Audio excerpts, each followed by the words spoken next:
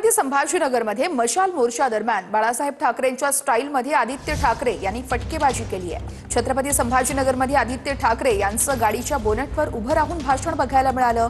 आदित्य ठाकरेंचा मंत्री संजय शिरसाट आणि मुख्यमंत्री फडणवीसांवर निशाणा होता। यावेळेस मुस्लिम सोबत आल्यावरती भाजपला त्रास होतो असा टोला देखील आदित्य ठाकरेंनी लगावलाय। तर रशीद बाबूंच्या पक्षप्रवेशावरून फडणवीसांनी केलेल्या टीकेला आदित्य ठाकरेंनी प्रत्युत्तर दिलंय।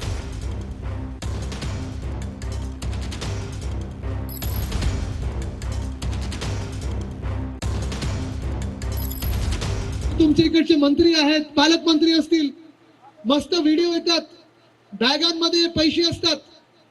हे पैसे तुमच्या हाती लागतात का? हे पैसे ह्यांचे स्वतःचे तरी आहेत का? मग हे पैसे येतात कुठून? जेव्हा जेव्हा हे तुम्हाला मंत्री दिसतील, जेव्हा जेव्हा तुम्हाला हे खासदार दिसतील, एक तर खासदारांची दुकानं कुठची आहेत? किती आहेत? किती आहेत? 20। मागच्या वेळी मला 12 आठवतंय, 8 कधी वाढले? त्या बॅगेत जे पैसे होते ते कोणाच्या हाती आलेत का? पण निवडणुकीच्या वेळी बरोबर कदाचित येतील, तुम्ही हात लावणार आहात।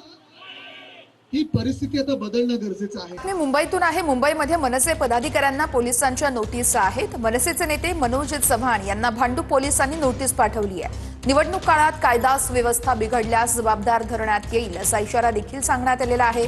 तर बजावण्यात आलेली नोटीस न्यायालयीन पुरावा म्हणून वापरण्यात येणार आहे।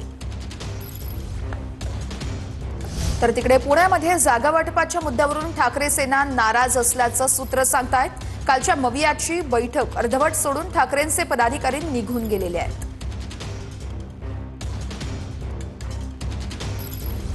बघूयात पुढची बातमी। मुंबईसह राज्यामध्ये थंडीच्या कडाक्यात वाढ झालेली आहे, त्यामुळे हवेचा गुणवत्ता निर्देशांक 195 वर पोहोचलाय।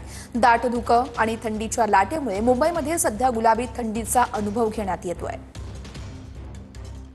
मुंबईसह राज्यात थंडीच्या कडाक्यात वाढ झालेली आहे। आज संपूर्ण मुंबईमध्ये धुरकट वातावरणाची निर्मिती झालेली आहे। सर्वत्र धुकं पाहायला मिळतंय आणि याचा थेट परिणाम जो आहे तो हवेच्या गुणवत्तेवर सुद्धा झालेला आहे। हवेचा गुणवत्ता निर्देशांक 195 वर अति वाईट श्रेणीमध्ये पोहोचलेला। आपण ही सगळी दृश्य पाहतोय मुंबईची स्कायलाईन आहे आणि सर्व इमारती ज्या आहेत त्या धुकाच्या आड कुठेतरी गायब झाल्याचं चित्र सध्या स्पष्टपणे दिसतंय। वारंवार बोललं जातंय की मुंबईची जी हवा आहे ती श्वसनासाठी दूषित झालेली आहे, त्यामुळे मुंबईकरांनी स्वतःच्या आरोग्याची काळजी घेणं देखील तितकंच गरजेचं आहे। एकंदरीतच आपण पाहतोय की एकीकडे मुंबईमध्ये थंडीचा जोर वाढत असताना हवामान देखील दूषित होत आहे आणि यावर आता महानगरपालिका त्यासोबतच राज्य प्रदूषण मंडळ काय करणार आहे पाहणं महत्त्वाचं ठरेल। कॅमेरा पर्सन रोशन गायकवाडसह गिरीश गायकवाड, TV9 मराठी, मुंबई।